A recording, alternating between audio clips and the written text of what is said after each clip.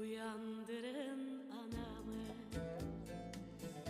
söyleyin gidiyorum, yolumu gözlemesin, dönemem belki geri.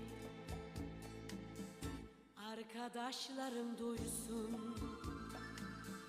kardeşim bunu bilsin, söyleyin gidiyorum, dönemem belki geri. Respublikasının en yüksek dağ silsiləsində yerləşən Xızır Peyğəmbərin məqamı deyilən yerinin hal-hazırda biz ziyarətçi gələn şəxslərdən də bir neçə qrupdan olan nümayəndələrdə heyətimiz olaraq həmən bu ziyarətgah şəhərdən Qum şəhərinin en yüksekdə görsələn mənzərəsi bax budur. Burada olmayanlar, görməyənlərə də qismət olsun.